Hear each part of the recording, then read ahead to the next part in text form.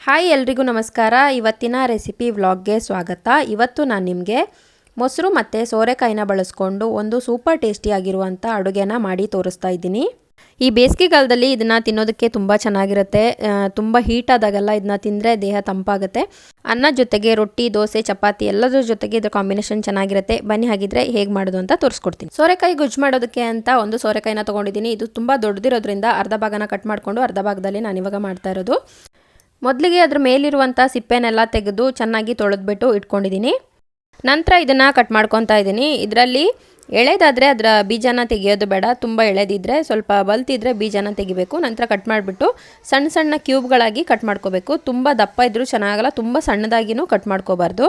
ಸೋರೆಕಾಯಿನ ಸಣ್ಣ ಸಣ್ಣದಾಗಿ cut ಮಾಡ್ಕೊಂಡಿದ್ದಾದಮೇಲೆ stove ಮೇಲೆ ಸ್ವಲ್ಪ ನೀರಿಟ್ಟಿದೆ ಕುದಿಯೋದಕ್ಕೆ ಅಂತ. ಇವಾಗ ಬಿಸಿಯಾಗಿದೆ. ಅದಕ್ಕೆ ಕಟ್ ಮಾಡ್ಕೊಂಡಿರೋ ಸೋರೆಕಾಯಿ ಆಮೇಲೆ ರುಚಿಗೆ ತಕ್ಕಷ್ಟು ಉಪ್ಪನ್ನ ಹಾಕಿಬಿಟ್ಟು ಬೇಯೋದಕ್ಕಿಟ್ಟಿದ್ದೀನಿ. ಸೋರೆಕಾಯಿ ಬೇಯ್ತಾ ಇರಲಿ ಅಷ್ಟರಲ್ಲಿ ಗೊಜ್ಜು ಮಾಡೋದಕ್ಕೆ ಬೇಕಾದಂಥ ಇಂಗ್ರೀಡಿಯೆಂಟ್ಸ್ಗಳನ್ನ ತೋರಿಸ್ತಾ ಇದ್ದೀನಿ. ಒಂದು ಗಡ್ಡೆ ಬೆಳ್ಳುಳ್ಳಿ ತೊಗೊಂಡು ಅದನ್ನು ಸಿಪ್ಪೆ ಸೋಲ್ದು ಜಜ್ಜಿ ಇಟ್ಕೊಂಡಿದ್ದೀನಿ. ಒಂದು ಈರುಳ್ಳಿನ ಕಟ್ ಮಾಡಿ ಇಟ್ಕೊಂಡಿದ್ದೀನಿ. ಸ್ವಲ್ಪ ಕರಿಬೇವಿನ ಸೊಪ್ಪು, ಖಾರಕ್ಕೆ ತಕ್ಕಷ್ಟು ಹಸಿಮೆಣಸಿನ್ಕಾಯಿ ಮತ್ತು ಸ್ವಲ್ಪ ಕೊತ್ತಂಬರಿ ಸೊಪ್ಪನ್ನ ತೊಗೊಂಡಿದ್ದೀನಿ. ನಂತರ ಗೊಜ್ಜು ಮಾಡೋದಕ್ಕೆ ಬೇಕಾದಷ್ಟು ಮೊಸರನ್ನ ತೊಗೊಂಡಿದ್ದೀನಿ. ಇದರಲ್ಲಿ ಗಂಟುಗಳಿಲ್ಲದೆ ಇರೋ ಥರ ಒಂದು ವಿಸ್ಕಲ್ಲಿ ಚೆನ್ನಾಗಿ ಮಿಕ್ಸ್ ಮಾಡ್ಕೋಬೇಕು. ಗಂಟುಗಳಿದ್ದರೆ ಸೋರೆಕಾಯಿ ಗೊಜ್ಜುಗೆ ಹಾಕುವಾಗ ಅದು ಒಡ್ಕೊಳ್ಳುತ್ತೆ ಬಿಸಿ ಇದ್ದಾಗ. ಅದರಿಂದ ಗಂಟುಗಳಿಲ್ಲದೆ ಇರೋ ಥರ ಇದನ್ನ ಮಿಕ್ಸ್ ಮಾಡಿ ಇಟ್ಕೋಬೇಕು.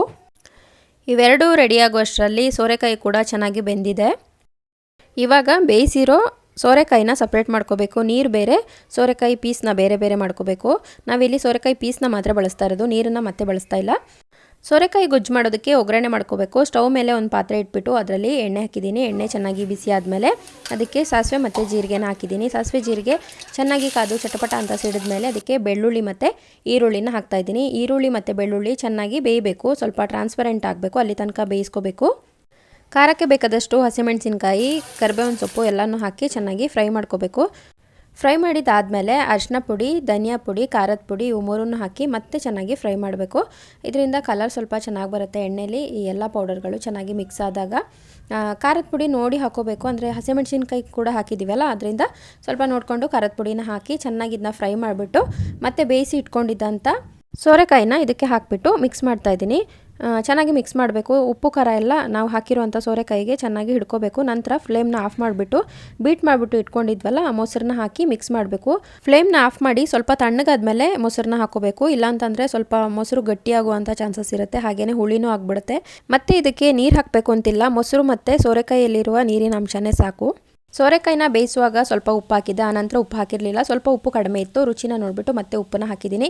ಇವಾಗ ಚೆನ್ನಾಗಿ ಮಿಕ್ಸ್ ಮಾಡಿಬಿಟ್ಟು ಮತ್ತೆ ಇದಕ್ಕೆ ಕಟ್ ಮಾಡಿರುವಂಥ ಕೊತ್ತಂಬರಿ ಸೊಪ್ಪನ್ನ ಹಾಕಿದರೆ ಸೋರೆಕಾಯಿ ಮತ್ತು ಮೊಸರು ಹಾಕಿರುವಂಥ ಗೊಜ್ಜು ರೆಡಿಯಾಗುತ್ತೆ. ಇದನ್ನು ಹುಳಿ, ಸಾಂಬಾರು, ಗೊಜ್ಜು ಏನಾದರೂ ಅಂದ್ಕೋಬೋದು.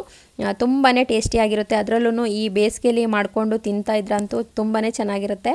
ನೀವು ಕೂಡ ಈ ರೆಸಿಪಿಯನ್ನು ಮನೇಲಿ ಒಂದ್ಸಲ ಟ್ರೈ ಮಾಡಿ. ಹಾಗೆ ಹೇಗಿತ್ತು ಅಂತ ಕಮೆಂಟ್ ಬಾಕ್ಸಲ್ಲಿ ಕಮೆಂಟ್ ಮಾಡಿ.